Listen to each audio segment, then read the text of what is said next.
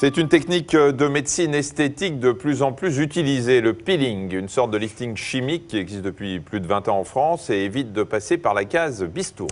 Alors ça n'est pas donné, le prix peut aller de 400 à 3000 € selon l'intensité du peeling et bien sûr c'est de l'esthétique donc évidemment ça n'est pas remboursé même si c'est obligatoirement un médecin qui doit le pratiquer. Peeling, ça vient du verbe anglais to peel, qui signifie carrément peler. Et effectivement, il s'agit d'appliquer sur le visage une solution chimique qui va faire desquamer la peau. Le but, c'est d'améliorer l'aspect et la qualité de la peau et redonner un petit coup de jeune. On va voir ça tout de suite sur une animation, Michel. Voilà, on va vous rappeler un petit peu l'anatomie de la peau. Vous savez qu'elle est divisée en 3 couches.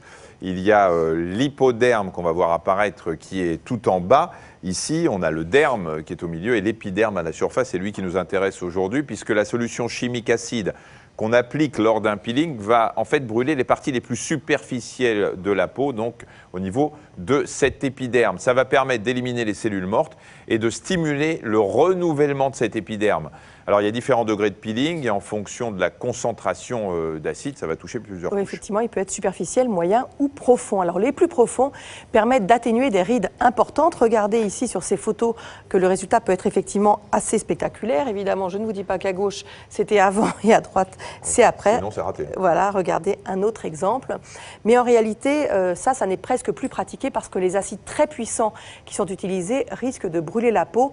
Et puis autre inconvénient, même si tout se passe tout à fait normalement, on ressort de la séance avec la peau très rouge et même avec des croûtes, autant dire qu'on est obligé de se cacher du soleil pendant plusieurs jours et aussi du regard des autres.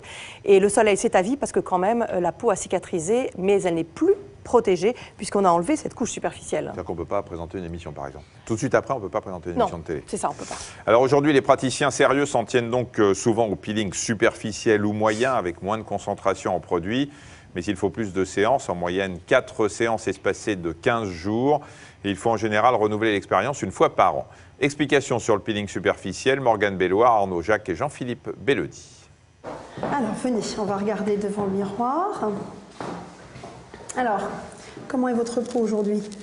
Je me sens assez bien, Oui. sauf que j'ai des petits boutons. Bon, les pores sont mieux, hein? Ah oui, je pense. Ils se sont bien resserrés, toute la ligne médiane ici, ça s'est bien amélioré. On y va? Oui.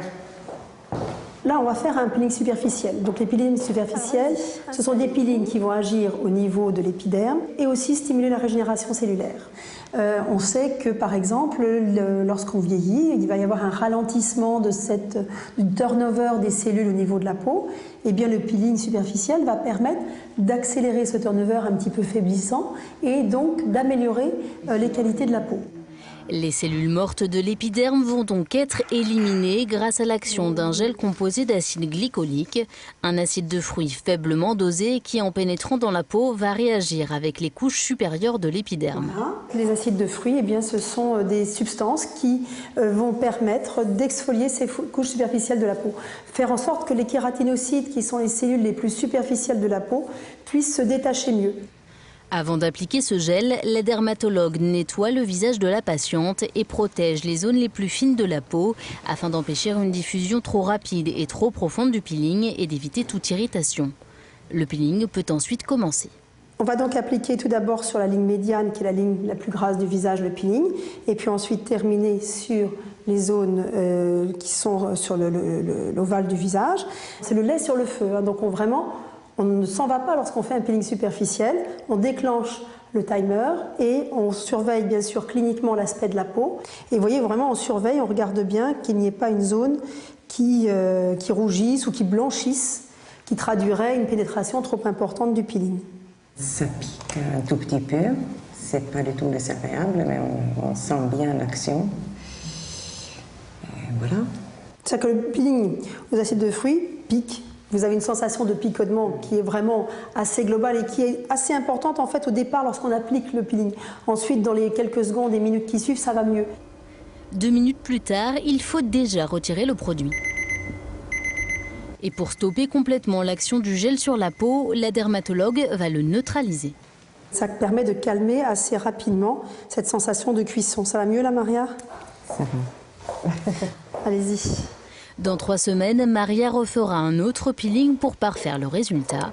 Ce délai est nécessaire pour permettre à l'épiderme de se renouveler.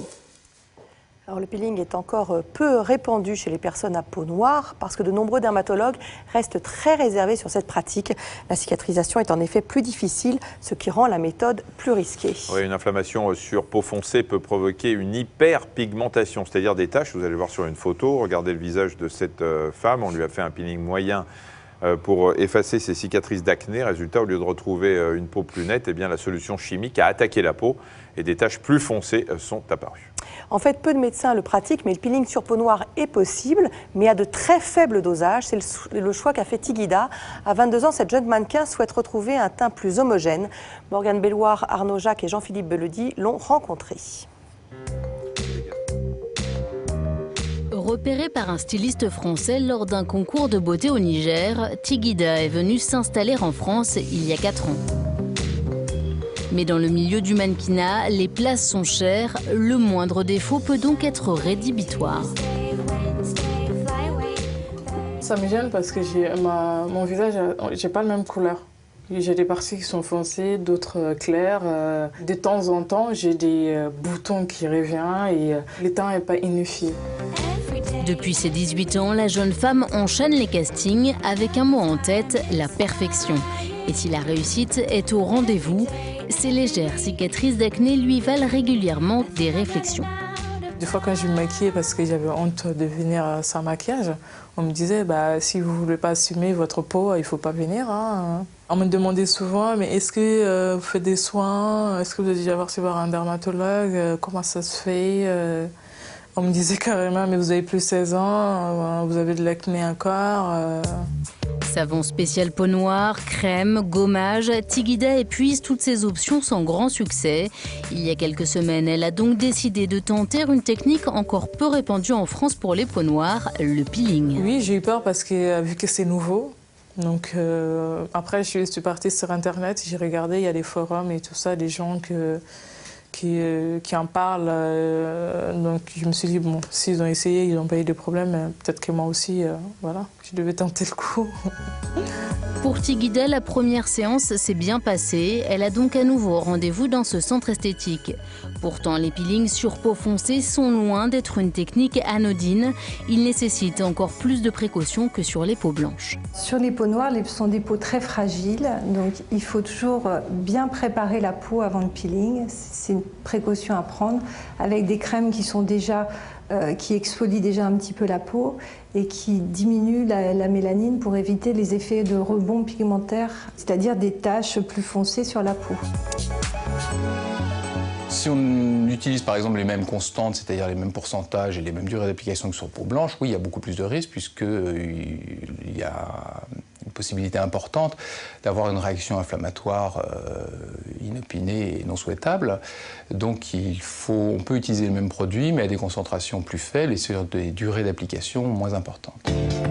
Avec ce peeling superficiel, Tigida retrouvera, elle, une peau plus éclatante. Mais déçue par les podiums français, elle envisage de partir à l'étranger. Voilà, puis une dernière recommandation, même après un peeling superficiel, il faut se méfier du soleil pendant au minimum 2-3 semaines, le temps que l'épiderme se reconstitue.